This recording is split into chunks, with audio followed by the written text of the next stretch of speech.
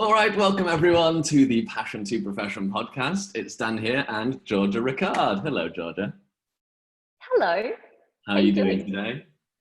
I'm You? very well, thank you. Pleased to be Me too, me too. I'm so excited, you guys, because a lot of you have been asking me the question about you see people in the community who are making, let's say, 4 or 5 figures with their app, like $1,000, $5,000, $10,000. And then you see people like Georgia and others who've hit that really amazing 6 figures, 7-figure amount and are scaling with what they're doing. And so I wanted to talk to Georgia today because I think one of the biggest things that holds people back from getting to that next level is like having the confidence that it's possible. So I'm really excited. Thank you for spending the time with us, Georgia. It's my pleasure. All right, so let's kick off. Georgia, you are with the Travel Bootcamp. It's you and a couple of other people. So what I'd first like to ask is, first of all, what is the Travel Bootcamp? Very good question. Okay, all right. So in order to understand what the Travel Bootcamp is, I should introduce myself. I am a long-time magazine editor and travel journalist. I have previously edited the Australia's biggest selling travel magazine, and I'm currently the editor at large for Virgin Airlines. And I teamed up a few years ago with Australia's first professional Instagrammer, Lauren Bath, who's got close to 500,000 followers, and one of the world's top 10 travel bloggers, Liz Carlson, who runs Young Adventuress. And we've put together these events that teach people how to monetize their travels, basically how to get paid to travel and vlog, blog, do social media, be a journalist, just basically be creative and earn air miles. And that was 5 years ago, and the events have really snowballed. And of course, we started working with you a couple of years ago, and that was really when things started to take off for us. Okay, awesome. Now, before we get into what we were doing when we were working together and how that all went and everything, like I said, one of the things that I think holds people back from seeing that they can, hit these bigger milestones of 6 figures and 7 figures and beyond is I think there's this weird feeling that anyone who gets there must be like some superhuman. And of course, your story sounds very, very impressive, right? So can you first also share a little bit about your background and your story before, where you're at now? Well, I mean, look, to be honest, there's two parts to my story, right? There's the part of me growing up and being a normal girl with no idea what it was to be in business, right? I'm a journalist, right? I literally chose a career that meant that I didn't have to deal with money, so that I could just make pretty things with my words, So there's that, and then of course there's the second aspect to that part of my story, which was what happened when you and I first met. Because obviously when you and I first met, I was also deep in the throes of recovery from an eating disorder, and having that mental illness went hand in hand with a lot of self-limiting beliefs and a lot of missing confidence and a lot of fear, really. And I think the combination of those two things, being somebody who didn't know anything about business or money, and also somebody who didn't have a lot of confidence when, a few years ago, kind of makes me probably a really good case study for being a normal person who worked out how to start making a really very healthy income. So yeah, I don't know. That's a big question, right? Tell me your story. Yeah, that really helps, Georgia. Thank you. We met a couple of years ago, and back then you mentioned sort of briefly where you were at. What was the biggest problem that you wanted to achieve with my help? God. I think the thing for us at the time was that we had started to build a community, and we had social media followings. Lauren obviously had a much bigger following than I did. I had something like 7,000 followers, and I've only got 9,000 followers now, so it's not like I'm some big name influencer. But we had this growing community of people who knew what we did, and they would come to our events, but we didn't really know how to sell to them. right? Like we would sell them maybe a ticket, and we had this sort of side hustle going on, and they would come to an event and then they would go away and we would never hear from them again. And it was like something that made us a little bit of pocket money. It certainly wasn't a business that was our full-time gig at all. And we came to you really just looking for some help with sales psychology, I think. It's honestly like those days are such a blur because I was just it was just so different to how we are now. But none of us genuinely were salespeople or had any background really in sales or any experience, and none of us were business people. We were all creatives. And so the biggest problem that we were really looking to solve was pretty basic, and that was how the hell can we make some money? And so it was, it's a problem everyone wants a solution to, right? But yeah, looking back, that's funny. It's funny to laugh on now. I remember our first call, and I really enjoyed it because I was sharing some sales psychology. I think the golden glove, right? Talking about like giving people like a reason to act now, and like all of these different pieces that go into the sales like decision mindset. And I remember like you were like visibly like almost bouncing up and down with excitement. You know, I was like, okay, well, that was yeah. Go on. Go on, you go. I just knew then that we had someone here who was going to implement this. You know, you weren't like some passive bystander in this whole thing. You were ready to rock. Well, I guess, I was ready to rock, but also, the golden glove as sales psychology, looking back, that's pretty fundamental. It's quite basic sales psychology, but it was brilliant. And it's laughable to me now because as I said, I had absolutely no idea what it meant to try and sell to somebody. And so what you were sharing was actually really groundbreaking to me. And obviously once we started to apply those lessons, we started to make a lot more money. And it's funny, I think, and then there's been lots of stages to that. But, last year we had this weekend once where we made 150 grand that weekend, and then we did it again, and then we did it again. And it's funny, right? Like we've gone from being literally, like I used to get paid 70 cents a word to be a journalist, 70 cents a word. And if you're writing, a 1,000-word article, and as a travel journalist, I would also have to go traveling for a week. So you've got to write 1,000 words plus go traveling for a week it's maybe 10 days worth of work, and you're earning $700. So to go from $700 every 10 days to 150K in a weekend that's a big shift, right? That's a big shift. How did it feel like when you were on the Sunday or the Monday when that had just happened? Like, how did you feel? Well, do you know what? Here's the thing that no one tells you about making money. Once you work out how to do it, it starts to become like a game, and you're like, ooh, how else can I make money? Once you unlock the fundamental principles of sales and psychology and making money, it just becomes a pattern, and it becomes something that you can repeat and you can repeat and you can repeat. And I guess, for me now, having worked with you, the coaching and the advice, and we're not working together anymore, although I'd like to be, because I think you're fantastic, and I know we've talked about it, but the learnings that I got from working with you will stay with me for the rest of my life. Like, there's no way I'm ever going to not be able to know how to make money now. It's just like, that's that kind of investment. How do you even quantify what that's worth? And what's so funny as well is if I traveled back in time and said to myself as a 21-year-old, like, hey, by the way, one day you're going to be a girl who earns her own way and is building an empire, and has a team of 10, and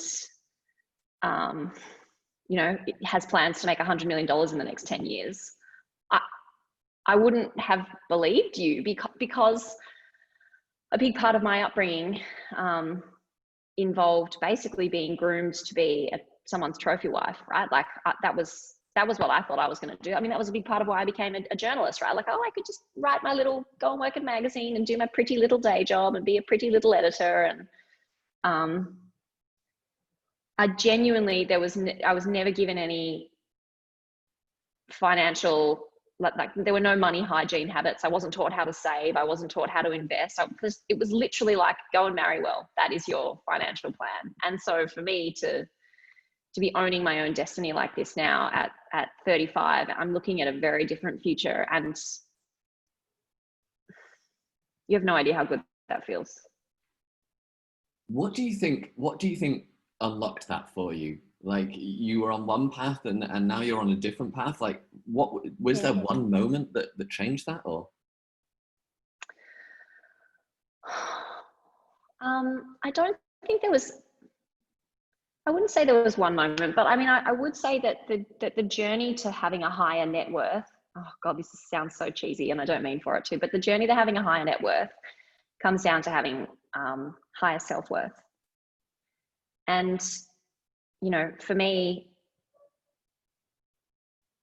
the process of getting to know myself and unlocking my limiting beliefs and fears allowed me to face the things that were holding me back. And what's so interesting about that is that the more you actually look inward and get to know your own limiting beliefs and your own fears, the more you start to understand sales psychology as well, because everybody who you're selling to also has fears and limiting beliefs, and that's why you're selling to them, right? Like, you're selling them solutions. And so I would say that the key to success, external success, really comes down to getting to know who you are, which isn't, it's not like, oh, just go and buy this thing and it's you'll unlock the doors. I mean, so that was definitely a huge part of it. And as I said, I referenced recovering from an eating disorder, and there was a lot of inner work that had to be done in that area. Externally, the other thing that I would say that really, really, really helped was coaching. I think you can go out and you can learn things yourself, right? Like, and it's going to take you 10 times longer than if you just invest in having somebody teach you. It's the shortcut. And I said this before, and I know I'm being a bit like ravey and a bit too complimentary towards you, but I mean, genuinely, the work that we did together has changed my life, right? Like, it's been profoundly impactful on the way that I approach business, and will always, that impact. I haven't even really begun to see the real payoffs yet. I don't even think, I mean, like I said, $100 million in the next 10 years. Watch this space.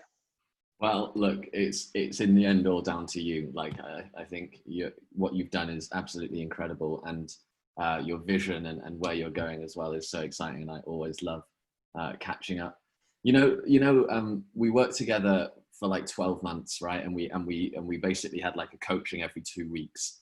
And and I'm wondering for you, what was like the biggest challenge? What was there, like moments when you were like, oh, this is like so painful, or scary, or like, what was the biggest difficult thing in that process?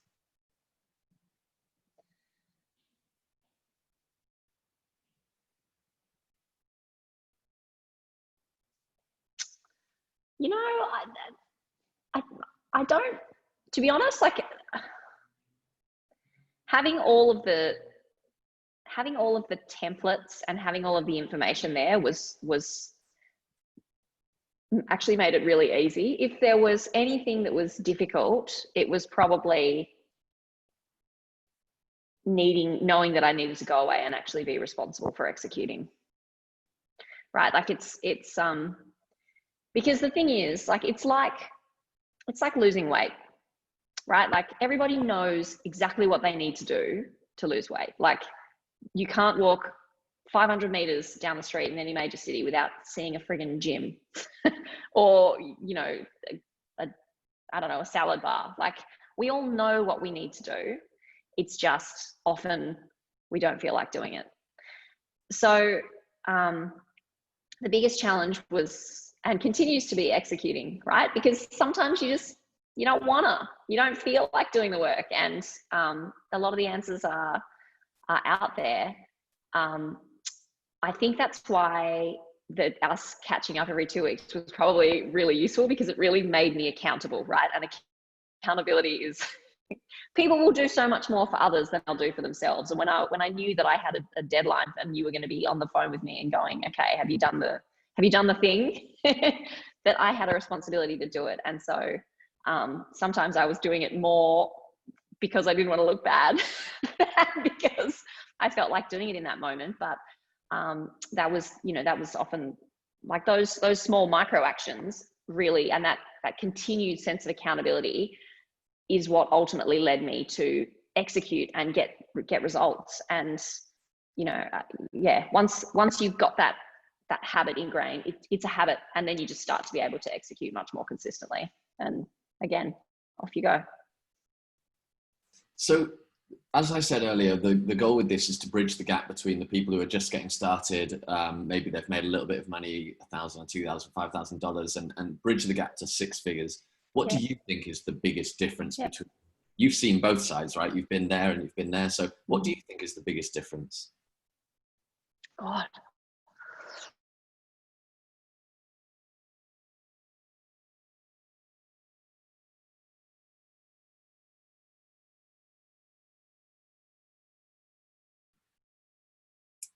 Oh no, I think we've lost Georgia.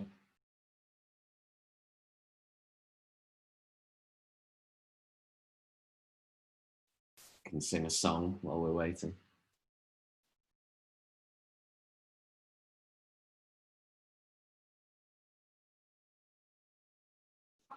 Yeah, I do. It's all good. I didn't want you to think that I was bad mouthing your internet. That's not what was happening there. Although Georgia. Hello. We're going to be back in a second, guys. I can feel it. Any minute now.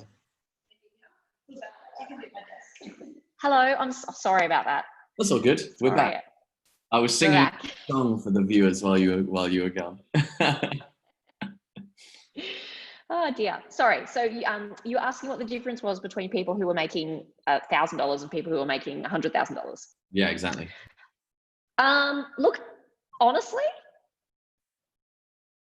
this is really this really actually surprised me.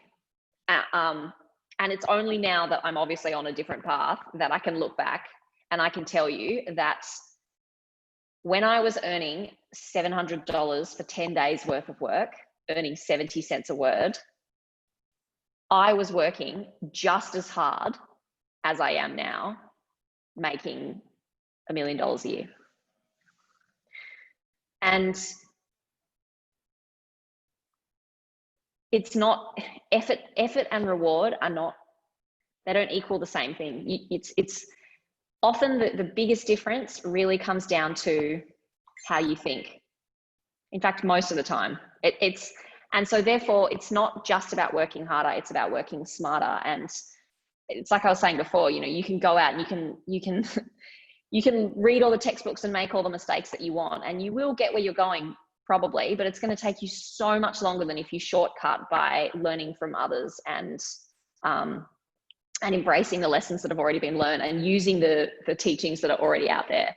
And it's funny as well that I'm even saying this to you, because I remember when we first started working together and I was like, well, you do it your way, but I think my way is better. And it actually took me, it took me some time to drop my headstrong ways in order to just actually embrace the teachings that you were offering. And obviously I'm glad I did that because I've benefited, but ego gets in the way. It still gets in the way sometimes. Anyway, but yeah, so the difference, I think it's not the effort.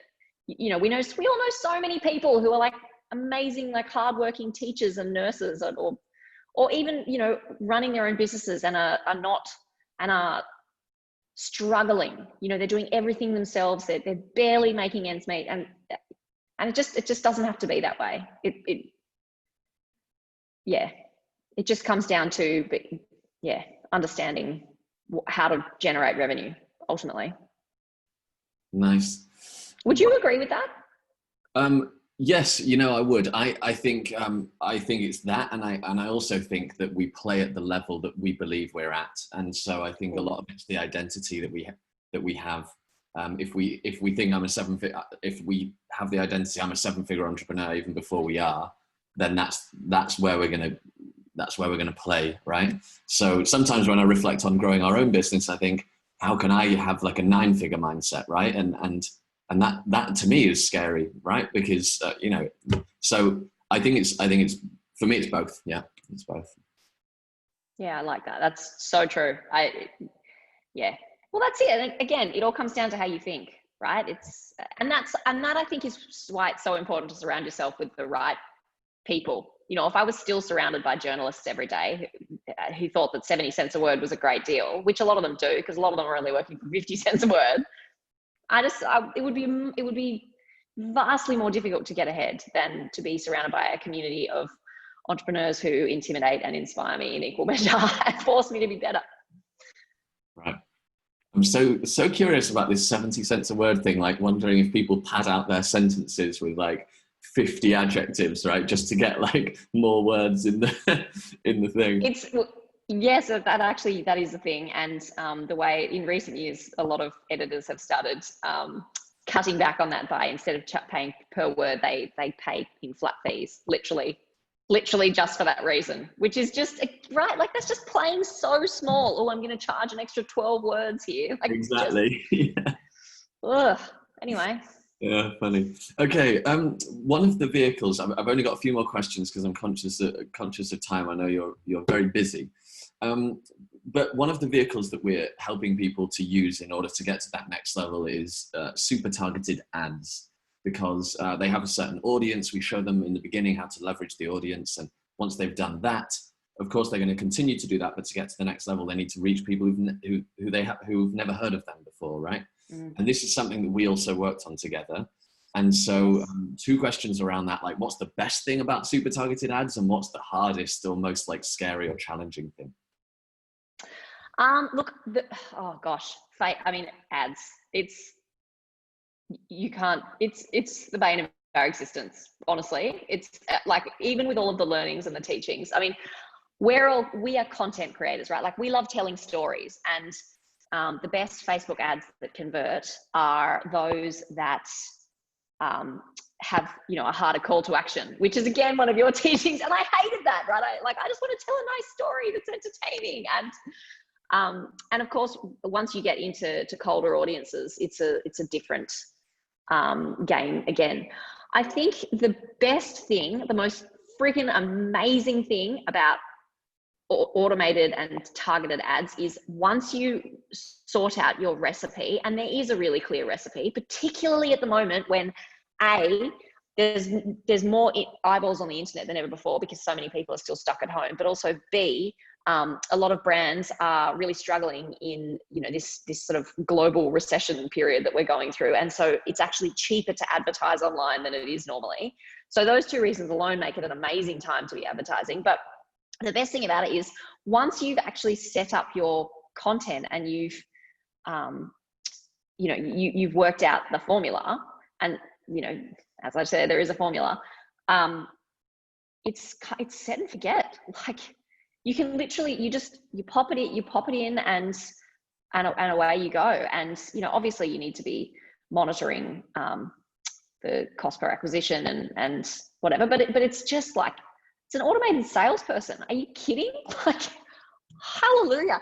And again, especially because a lot of us find sales, like one-on-one sales, telephone sales, actual real-time sales, really hard and really confronting. So to know that you don't have to do that, and that you can actually make more money through this version than by doing one-on-one sales is, I mean, that's just, hello.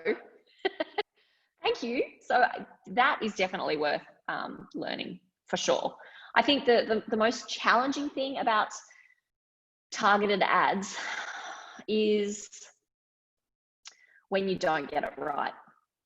Like, it is so frustrating when you go to the trouble of filming something, editing it together, captioning it, like, you know, you then you go through all the back end of Facebook, and it's a process. And so if you don't know the formula and you get it wrong, like, it is crushing and so frustrating, and just feels like such a waste. It's such a waste of time and money. I just, yeah, no thanks.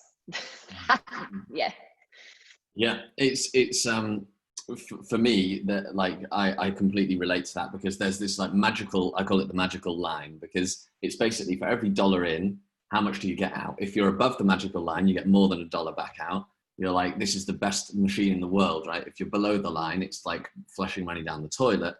But the great thing is, like, there's like a set of rules or a set of things that you can go through to bring yourself above the line. And the frustrating thing is when you're below the line and you need to do those things, because it's like, it's scary, and how long is it going to go on for, and is it going to work? And like we go through that. I totally understand that. But once you're above that line and you're like, I can tell people my message basically for free, because they pay me more than I pay to actually share this message. Our ads have been seen by like 30 million people in the last, like, I don't even know the time period, but like 30 million people, Elliot was just showing me yesterday. I think that's amazing. That's like half the population. That's insane. Right? Who've seen our ads. That's amazing. So. Wow. Good. Yeah. I mean, again, and it's like, it's I think that, you know, the advent of the internet and the development of targeted advertising is just, it's comforting in a way, because it is so measurable, right? Like, it's not like old school advertising where you purchased a billboard and you kind of like, oh, I hope. I mean, or even, you know, for me, working in magazines, like selling people pages in the magazine and having the advertisers just hope that people picked up the magazine and then flicked through. And there's real accountability, and you can see how long people are viewing for, and what, you know, how like what the percent. It's having that level of clarity is incredibly powerful, assuming, of course, that you're getting clarity that shows that people are loving what you're pushing out, because it's, you know, getting the creative right is absolutely key. So that's been a huge, and that's something that we've, you know, put a lot of effort into. And of course, drawing on the learnings that we got from you, Dan. You know, I think, so for our video editor, Ollie, and I think that it's the same for you guys, who loves like content, creating like stories and like, and amazing video edits and all this sort of thing. I think Facebook ads can be frustrating, because it's rarely like the most beautiful thing or the best story that works. Like, one of our best ads was just an image of someone using a phone, and it said, your own app equals freedom, and it had just a question mark on the end. It's not even grammatically correct, right? Your own app equals freedom.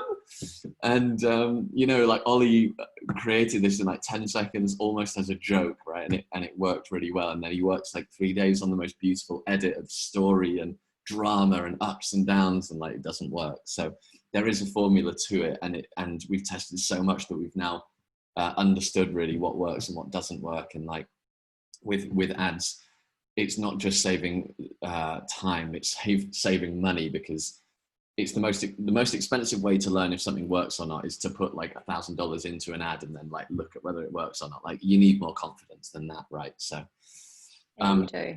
Yeah, thanks so much, Georgia. I have a final question. I've asked you this before, so you've already got an answer from like last time we had a conversation like this, which was, as I told you earlier, we're launching the Impact Accelerator later. We haven't announced it yet, but this isn't going out until we announce it. So now I can actually officially say that we're launching the Impact Accelerator later. And when we worked together, we had a very similar working relationship to essentially what they will get in the Impact Accelerator, which is like individual input every 2 weeks, accountability, all the things we've spoken about today. And so you've essentially experienced what people have the opportunity to get involved with right now. So my question is, if you were walking down the street, you probably remember this question now, and you bump into someone and they say, oh, Georgia, I saw you speaking to Dan yesterday on this podcast. I was actually thinking of joining the Impact Accelerator, but I'm not sure, right? I'm a bit skeptical. I don't know if it's the right thing for me or not. Imagine you're like in conversation with that person right now. You're speaking to them right now. What do you say?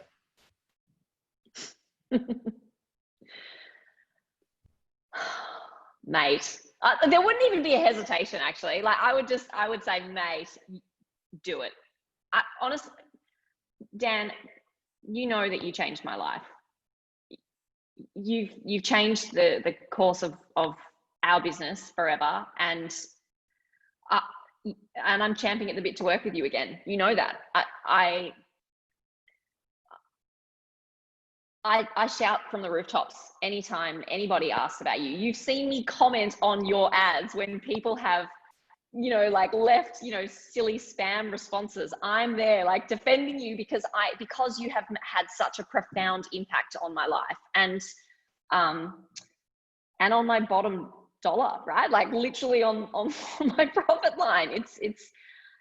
It's not even just that you really know what you're talking about. It's that you've got a lot of integrity. And, in business, that's everything, really. Like it's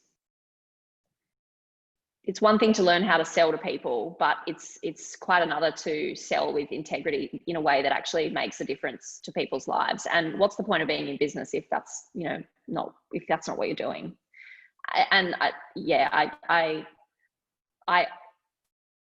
If anybody wants to reach out to me, even on Instagram, and ask me questions, I would happily field them for you, even though I am very busy and obviously building an empire right now.